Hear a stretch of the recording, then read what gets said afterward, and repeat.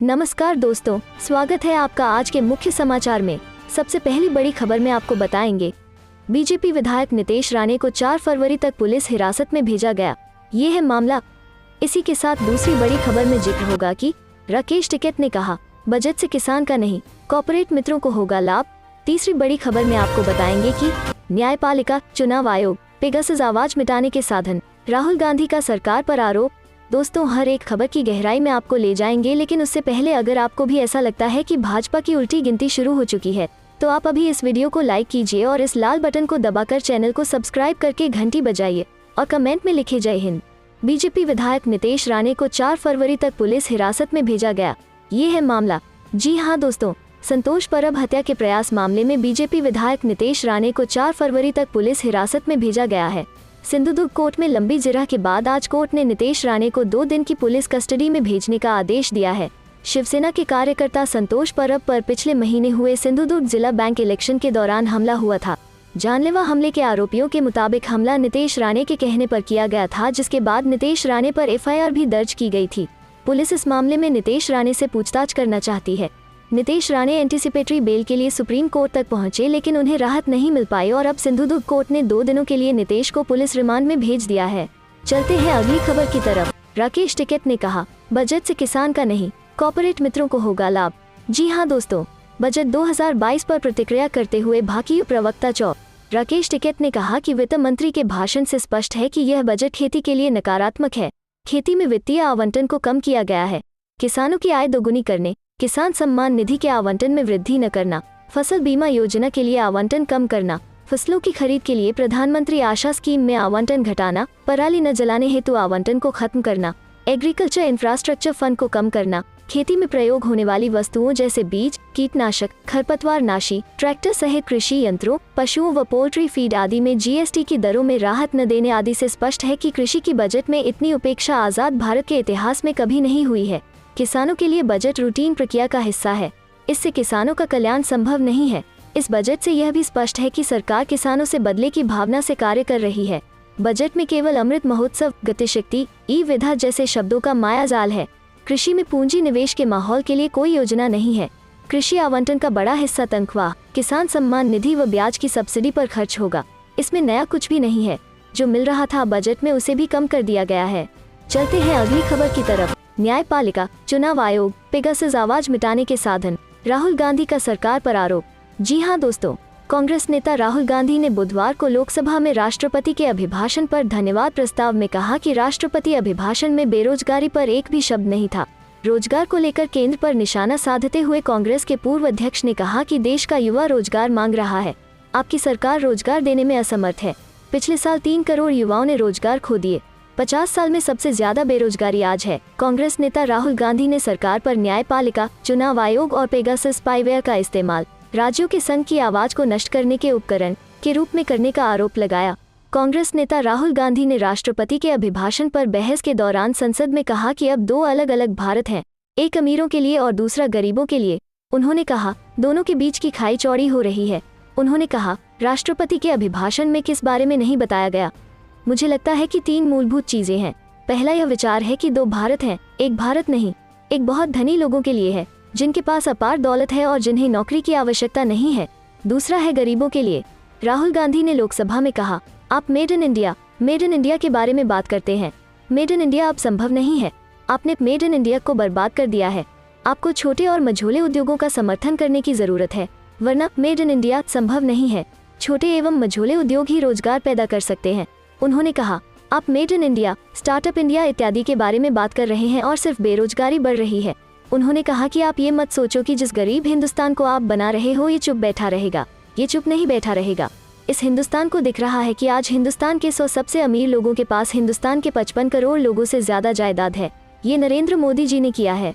चलते हैं अगली खबर की तरफ। लखनऊ की लड़ाई होगी दिलचस्प, रीता बहुगुणा के बेटे को टिकट दे सकती है सपा, मिल गए ये सबूत। जी हाँ दोस्तों, यूपी विधानसभा चुनाव के लिए उत्तर प्रदेश में सियासी घमासान के बीच अखिलेश यादव की समाजवादी पार्टी राजधानी की लखनऊ कैंट विधानसभा सीट पर बड़ा गेम प्लान कर रही है। लखनऊ कैंट सीट पर समाजवादी पार्टी ने भले ही उम्मीदवार का ऐलान कर दिया हो, मगर अभी इस सीट पर भाजपा सांसद रीता बहुगुणा जोशी के बेटे मयंक जोशी को उतारने की संभावनाओं को नकारा नहीं जा सकता। सूत्रों की माने तो अगर भाजपा सांसद रीता बहुगुणा जोशी के बेटे मयंक जोशी साइकिल की सवारी करते हैं तो Samajwadi party Lucknow cantt seat से उन्हें उतार सकती है। इसके संकेत इस वजह से भी मिले हैं क्योंकि पार्टी ने पहले जो नाम तय किया था उसे होल्ड पर रख दिया है। दरअसल समाजवादी पार्टी ने लखनऊ कैंट से उम्मीदवार के तौर पर राजू गांधी के नाम का ऐलान किया है, मगर सूत्र बता रहे हैं कि अभी तक उन्हें समाजवादी पार्टी की ओर से फॉर्म नहीं दिया गया है। समाजवादी पार्टी ने राजू गांधी के नाम को होल्ड पर रखा है और वेट एंड वॉच वाली मोड में है। सूत्र बता रहे हैं कि अगर मयंक जोशी समाजवादी पार्टी ज्वाइन करते हैं तो मुकाबले को दिलचस्प बनाने के लिए उन्हें राजू गांधी के बदले लखनऊ कैंट सीट से उतारा जा सकता है। बता दें कि भाजपा ने लखनऊ कैंट सीट से राज्य के कानून मंत्री बृजेश पाठक को इस सीट से उतारा है। चलते हैं अगली खबर की तरफ। राज्यसभा में बोले राम गोपाल यादव, अखिलेश की सरकार आए तो राम मंदिर पहले बन जाएगा, बीजेपी दान में कर रही चोरी। जी हाँ दोस्तों, यूपी विधानसभा चुनाव में राम मंदिर का मुद्दा फिर अहम हो गया है। बीजेपी को सपा कांटे की टक्कर दे रही। वहीं सपा नेता और राज्यसभा सांसद राम गोपाल यादव ने राम मंदिर को लेकर बड़ा बयान दिया है।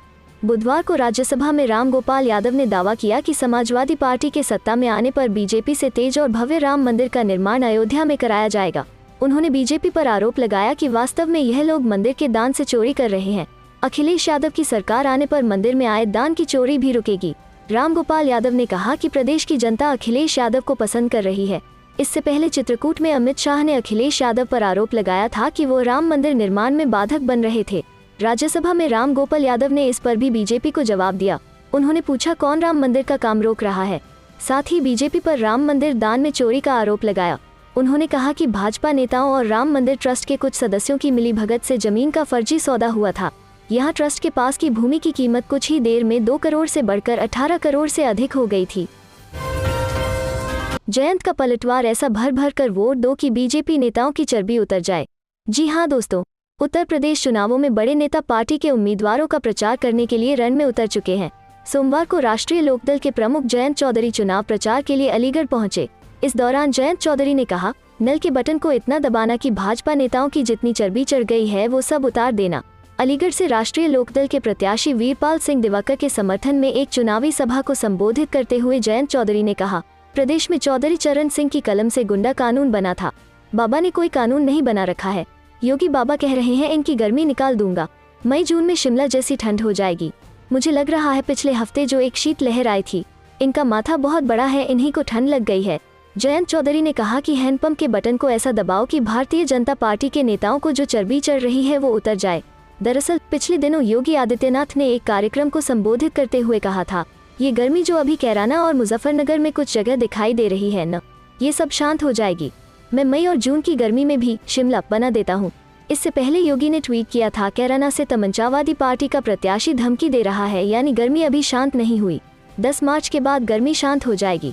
बता दें कि योगी पश्चिमी यूपी में प्रत्याशियों की सूची को लेकर लगातार सपा पर निशाना साध रहे हैं। चुनावी अभियान में योगी आदित्यनाथ हमेशा ही कैराना और मुजफ्फरनगर का जिक्र कर रहे हैं। चलते हैं अगली खबर की तरफ। क्या 700 किसानों की मौत से मन नहीं भरा? टिकैत ने लगाया चौधरी चरण सिंह के अपमान का आरोप। जी हाँ दोस्तों, हरियाणा के हिसार में स्थित चौधरी चरण सिंह कृषि विश्वविद्यालय के सालाना अकादमिक कैलेंडर को लेकर विवाद खड़ा हो गया है। यह सब तब हुआ जब इस कैलेंडर में राष्ट्रपति रामनाथ कोविंद, पीएम नरेंद्र मोदी, राज्यपाल दत्तात्रेय और मुख्यमंत्री का फोटो प्रकाशित किया गया, लेकिन इसमें चौधरी चरण सिंह का फोटो ही नहीं लगाया गया, जबकि विश्वविद्यालय का नाम ही पूर्व प्रधानमंत्री चौधरी चरण सिंह के नाम पर है। इस कैलेंडर की तस्वीरें सामने आते ही किसान नेता राकेश टिकैत और कांग्रेस सांसद दीपेंद्र सिंह हुड्डा ने निशाना साधा है। दरअसल चौधरी चरण सिंह कृषि विश्वविद्यालय के अकादमिक कैलेंडर को लेकर सोशल मीडिया पर कैलेंडर को लेकर एक नई बहस छिड़ गई है। राकेश टिकैत ने सोशल मीडिया पर इस कैलेंडर की तस्वीरें जारी करके लिखा, 700 किसानों की मौत से मन नहीं भरा, जो अब किसानों के आदर्श और हमारे पूर्वजों का अपमान कर रहे हो। कैलेंडर से हटा देना न सिर्फ चौधरी चरण सिंह जी का अपमान है, बल्कि देश के हर किसान के आत्मसम्मान पर आत्मघात है। इसके अलावा कांग्रेस सांसद दीपेंद्र सिंह ने भी हरियाणा सरकार पर निशाना साधा। उन्होंने लिखा कि चौधरी चरण सिंह कृषि विश्वविद्यालय हिसार के कैलेंडर से चौधरी चरण सिंह की फोटो गायब कर दी गई है। इससे पहले जीजेयू विश्वविद्यालय के चौधरी रणबीर सिंह हुड्डा ऑडिटोरियम से उनकी ही फोटो हटवाई गई थी। ने सरकार को घेरते हुए लिखा है कि सरकार में हो रहा ऐसा आचरण आखिर कौन सी राजनीति का हिस्सा है। यह मामला सामने आते ही विपक्षी नेता हमलावर हो गए। उधर मीडिया रिपोर्ट्स के मुताबिक कैलेंडर पर मचे विवाद के बाद कृषि विश्वविद्यालय प्रशासन ने देर रात ही चौधरी चरण सिंह की फोटो के साथ नया कैलेंडर जारी कर दिया। जानकारी के अनुसार देर रात ही कैलेंडर प्रकाशित करवाया गया ताकि विवाद को रोका जा सके।